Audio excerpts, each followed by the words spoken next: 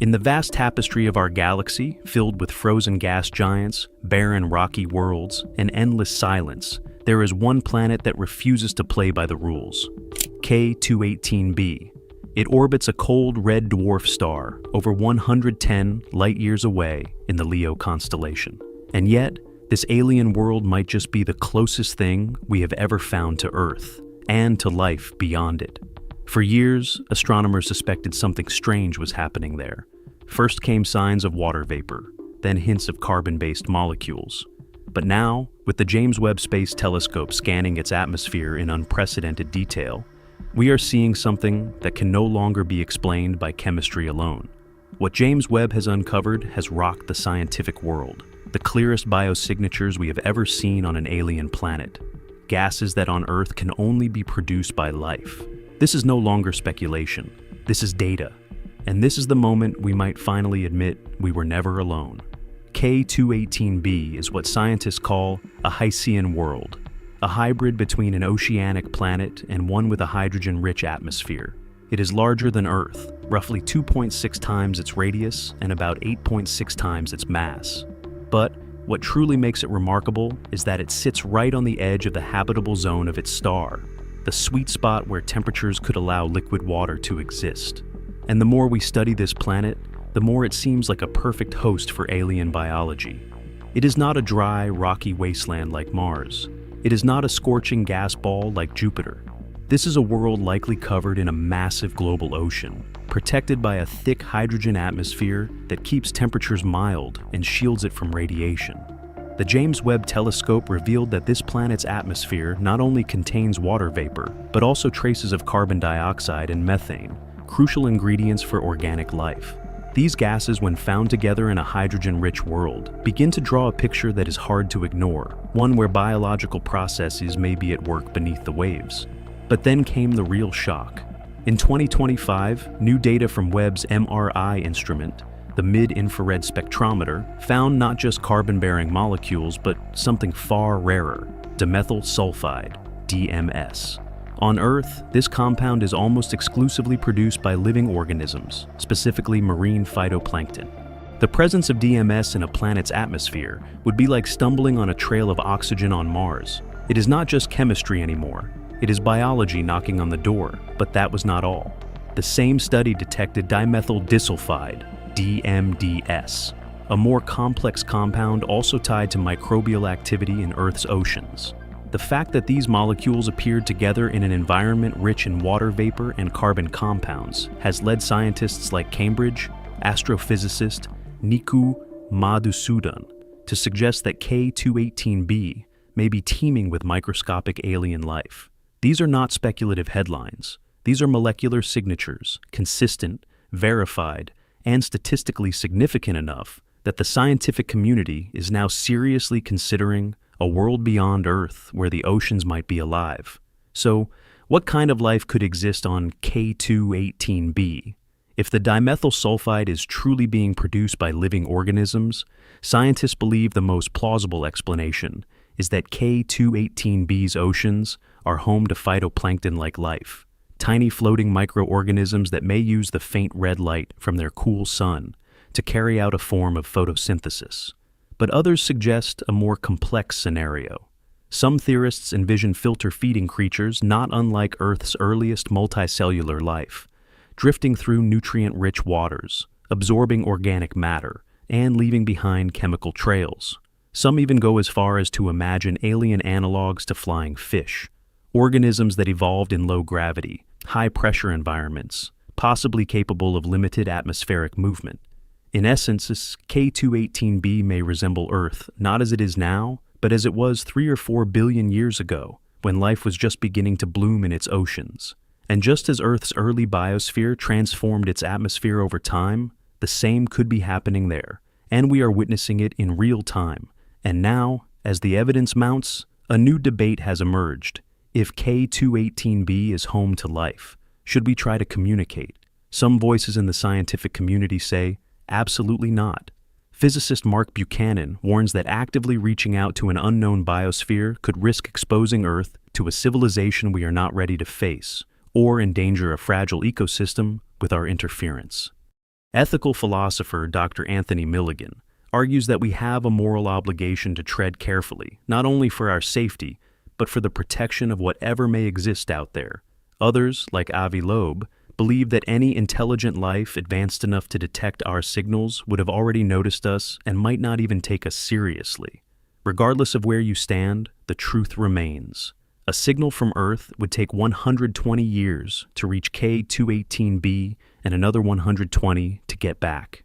For now, we wait, but the data keeps coming. The molecules are there.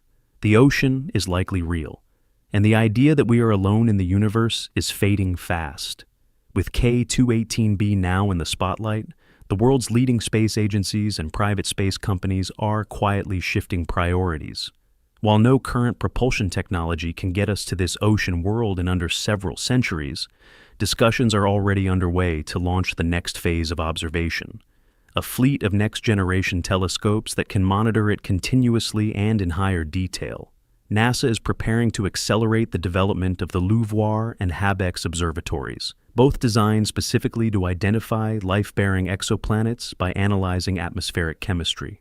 Meanwhile, the European Space Agency and even China's CNSA are proposing their own deep space exoplanet monitors. But it does not stop there. The idea of launching an interstellar probe, possibly using laser propulsion and solar sails, is gaining traction.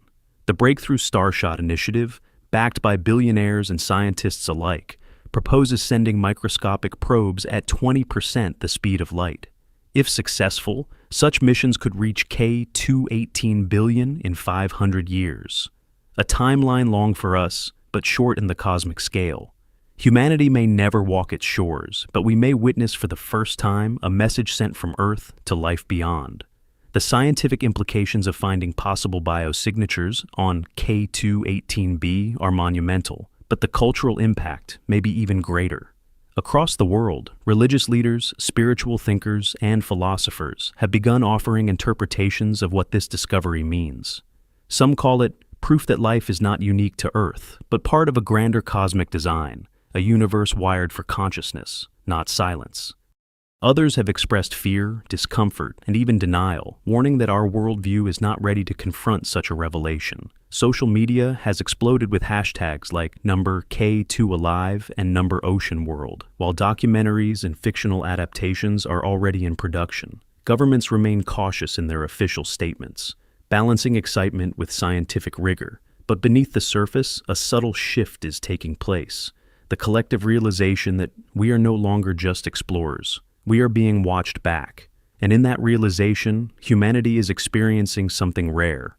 Global unity, not in fear, but in awe. As the momentum builds to uncover more about K2-18B, a growing chorus of voices warns of the need for planetary protection ethics, not for Earth, but for the alien biosphere. International panels are now convening to propose a new category of protected worlds, exobiological sanctuaries. These would be exoplanets like K2-18B, where signs of life have been detected and which must be studied only from a distance to avoid contamination. Astrobiologist Dr. Monica Vidari insists that if K2-18B truly harbors life, it has evolved for billions of years without us, and we have no right to interfere. Proposals have emerged calling for a kind of interstellar no-fly zone, placing limitations on future probe trajectories and emissions. These discussions reflect a deeper understanding. Just because we can observe does not mean we should invade. Because even if those oceans are silent now, even if that life is microbial, it is still the first confirmed kin we have ever found in the vast universe. And if we are wise, we will learn to listen before we act. Perhaps the most profound aspect of K2-18B is not what it tells us about aliens, but what it reflects about ourselves. Here is a planet that may host oceans, clouds, and perhaps even primitive organisms, just as Earth once did long before humanity ever walked its surface. In a way, observing K2-18B is like looking backward in time at our own origins. It reminds us of how fragile life is, how rare the right conditions must be, and how precious our own blue world truly is. Some scientists believe K2-18B could help us understand how life begins, adapts, and possibly evolves elsewhere, offering clues to protect our own biosphere from collapse. Others say this is a turning point, a moment when science, faith, and wonder finally converge on one truth, that life is not the exception, but the expectation. In the cold, quiet depths of space, we may have found not a stranger, but a reflection of what we once were and what we still might become. K2-18B is no longer just a distant blip in the cosmos. It is no longer just a number in a telescope's database or a cold dot on a star chart. It is now a window into another possibility, a place that, against all odds, whispers the same chemical secrets as our own living planet. And in that whisper, something has shifted. For decades, we asked the same question. Are we alone? But now, with the James Webb Telescope revealing the unmistakable signs of water, methane, carbon dioxide, and possibly even the molecular echoes of alien life, the question has changed. Because we are no longer standing at the edge of belief, we're standing at the edge of confirmation. K2-18B may be the first, it may be the closest, but it will not be the last. There are thousands of worlds like it waiting to be seen, studied, understood. And as we stare across the darkness at this one watery giant, we are not just discovering the universe, we are discovering ourselves. So now we ask you, do you believe K2-18B is home to life? Should we send a message, or should we remain silent observers? And if this really is the moment we prove we're not alone, what will humanity become next? Tell us what you think in the comments. And if this journey across the stars moved you as much as it moved us, subscribe to the channel, turn on notifications, and share this video with someone who still looks up at the night sky and wonders. Because the universe may be vast, but tonight it feels a little smaller and a lot more alive.